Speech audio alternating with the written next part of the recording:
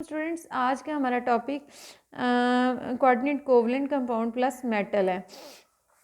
तो स्टूडेंट्स, हम देखते हैं कि कोऑर्डिनेट कोवलेंट कंपाउंड और मेटल्स क्या होते हैं। थोड़ी सी हम लोग इसकी रीडिंग करके देख लेते हैं।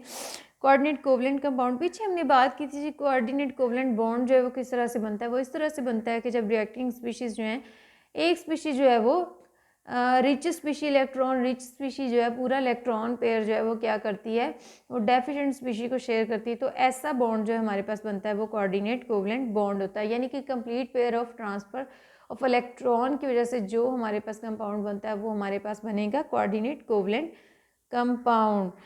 There properties are mostly similar to those of covalent compounds. Covalent compound से कहते हैं कि इनकी जो है वो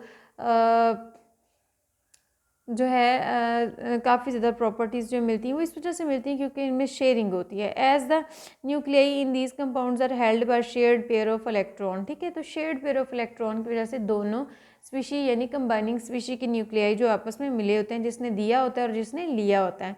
therefore they do not form ions in water. तो इसकी वजह से क्या होता है, आयंस नहीं बनते, क्योंकि आयंस तभी बनते हैं जब एक पूरे का पूरा जो है वो दे दिया जाए, अपना पूरे का पूरा ट्रांसफ़र कर दिया जाए, कंसर्न ही ना हो, उस पर पॉजिटिव चार्ज आ जाए। जबकि इसमें ये होता है कि इसमें दोनों ने टाइटली जो है एक दूसरे से जुड़ जाते हैं, जो दिया होता है और जो लिया होता है। Due to their covalent nature they form solution in organic solvents and they have very less soluble in water.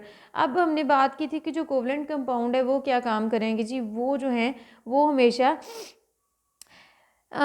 Covalent compound जो है वो हमारे पास कोवलेंट हमारे पास जो है वो नॉन पोलर सोल्यूशन में ही डिज़ोल्व होंगे, पोलर सोल्यूशन में डिज़ोल्व नहीं होंगे। लाइक पोलर सोल्यूशन में हमारे पास सबसे कॉमन एग्जांपल जो है वो वाटर की आ जाती है। इसी तरह से जो है ऑर्गेनिक सोल्यूशन जो होते हैं वो नॉन पोलर होते हैं। ऑर्गेनिक सोल्यूशन जो है ऑर्गेनिक कंपाउंड्स की वजह से बनते हैं और ऑर्गेनिक कंपाउंड जो है वो नॉन मेटल्स की वजह से बनते हैं।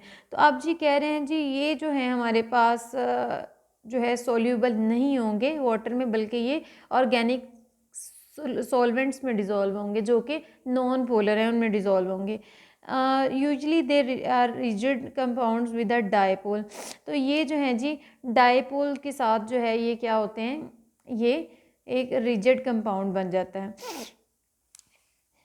आगे है जी मेटल्स हैं। नेक्स्ट हमारे पास metal have common properties of conducting heat and electricity. It gives prime role in many industries. Metals जो है मोस्टली देखते हैं, हमने पीछे अपने शुरू के लेसन में पढ़ा था, चैप्टर नंबर 1 में हमने पढ़ा था कि मोस्टली जो हमारे पास मैटर है वो 80% जो है वो सॉलिड फॉर्म में मेटल्स की फॉर्म में। तो यहाँ पे भी यही बात की जा रही है कि मेटल्स जो हैं वो सबसे जो है इसकी ख़ास बात ये है कि इलेक्ट्रिसिटी को कंडक्ट कर सकती है, जिसकी वजह से ये हर इंडस्ट्री की जो है वो बैकबोन है। It gives the prime role in many industries. Major properties shown by the metals are follows. Properties जो मेटल की वजह से शो होती हैं वो कुछ यूँ हैं। दे शो मेटेलिक लस्टर, यानी कि मेटल्स के अंदर एक शाइन सी होती है। आपने देखा होगा, सिल्वर देखी होगी आपने, वो शाइन सी करती है। अब गोल्ड है उसमें शाइन सी आती है। इस तरह और भी तांबा है, कांसी है, काफ़ी ज़्यादा मेटल्स जो हैं हमारे पास, जो कॉमन चांदी है, आप देख सकते हैं इनमें एक शाइन सी होती है। तो कहते हैं मैटर जो है मेटेलिक लस्टर होती है, एक इसकी शाइन सी होती है। They are usually malleable and ductile. Malleability is a property by virtue of which a metal can be rolled into sheets. यानी कि मेटल जो है इनको हम इतनी इनके अंदर फ्लेक्सिबिलिटी भी होती है, और वो इस वजह से होती है क्योंकि इलेक्ट्रॉन जो है वो इलेक्ट्रॉन की मूवमेंट की वजह से। तो ये क्या होती हैं, शीट्स में चेंज हो जाती हैं। While ductility is a property bye विर्चू of which metal can be drawn into wires. तो क्या होती हैं ये वायर्स में भी, यानी कि मेटल्स को शीट्स और वायर में हम कन्वर्ट कर सकते हैं। They have usually high melting and boiling points. इनकी मेल्टिंग और बॉइलिंग पॉइंट्स जो हैं वो हाई होते हैं इनके, क्योंकि मॉलिक्यूलर वेट जो हैं वो ज़्यादा होते हैं, इस वजह से इनकी मेल्टिंग और बॉइलिंग पॉइंट्स भी हाई होते हैं। Being greater in size they show ionization, low ionization energy and form cations very easily.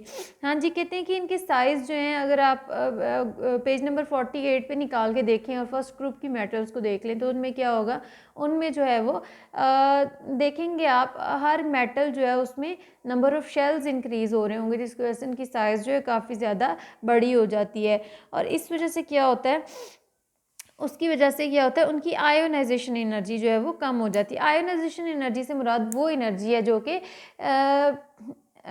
हमें आउटर मोस्ट शेल से इलेक्ट्रॉन रिमूव करने के लिए रिक्वायर्ड होती है। तो उनके साइज़ चूँकि बड़े होते हैं, इस वजह से आयोनाइजेशन एनर्जी जो है वो कम हो जाती है।